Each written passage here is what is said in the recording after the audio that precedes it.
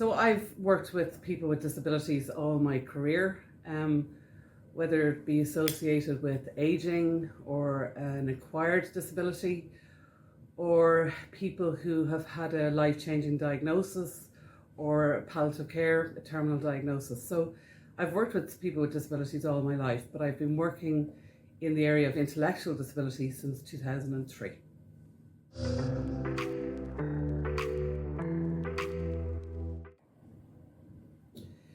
So I didn't wake up one day and decide today I'm going to be a leader, nor did I have a huge career plan to become the CEO of St. Michael's House or the CEO of any place, to be honest with you. But I was fortunate enough along the way to work with some really good managers and mentors, men and women.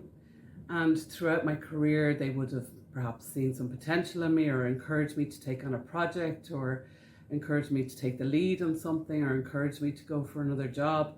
And so that mentorship, I was fortunate enough in different ways, men and women, throughout my career. So leadership started early, and I've learned from my mentors that part of being a mentor and part of showing leadership is to encourage those who report to you to their own potential.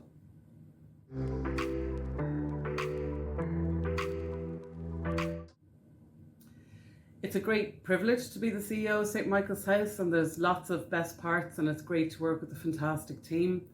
But for me, when I meet service users, families and staff, that really is the best part, and a reminder as to why we're all here in the first place. I'm not frontline, my role is different, but I really enjoy meeting the people and men, women and children who use our services, and for me, that's the most enjoyable part.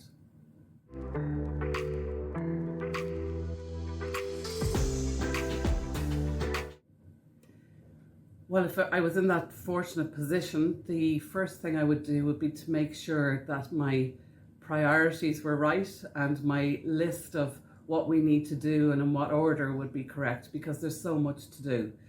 I would certainly ensure our environments were up to scratch across residential, day services, future proofing for the future, building capacity and making sure there was an appropriate environment for our service users and our staff.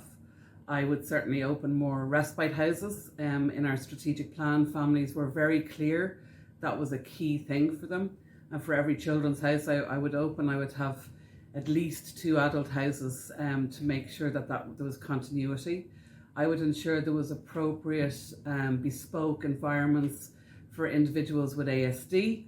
I'd certainly invest in the OTC, invest in education for staff, and probably, seeing how there's unlimited money in this question, I'd probably try to do some work in terms of our system and our funding system with the HSE, perhaps do some research and try and change the system as well.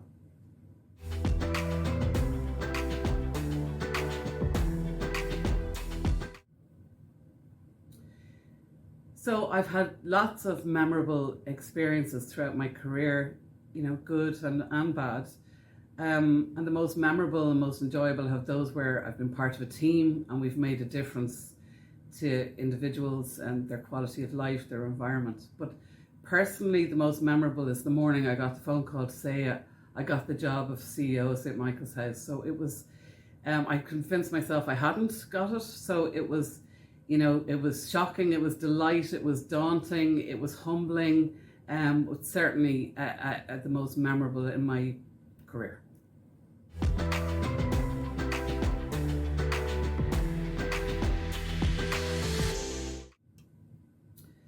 So for any women thinking of entering healthcare, social care, disability, I would say congratulations, well done, brilliant. It's really a rewarding career and you can make a difference. What I would say is though, from early in your career, build up your resilience. Find a passion outside of work that is just for you. Look after yourself outside of work. Keep your work and personal life separate. And have passions that are completely unrelated to your role and look after yourself. I would also say, while you're young, travel, work in different organizations, different sectors, and get the best of all of those places and bring it back to Ireland and St. Michael's House.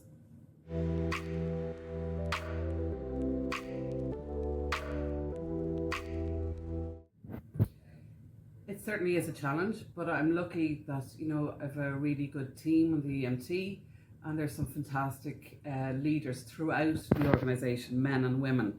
So I don't do it all myself 24/7. For me, the biggest challenge in my career has been that balancing act of childminding versus a busy career. I'm sure lots of people can relate to that. When my kids were younger, it was that constant problem solving of childminding, and you'd get a solution and it would only work for a while. So that was a huge challenge. But my children are older now, so it's less of a challenge, although they're teenagers, so maybe it's a little bit different. So it's about being organised, it's about forgiving yourself. You don't always get everything right all the time, and it's about having the support, proper support networks around you, and it's about your own personal time and looking after yourself. And again, I've been very fortunate, I've had some good friends as well. So yes, it's challenging, but it's definitely doable, and there's lots of challenging roles throughout the sector and in St. Michael's House.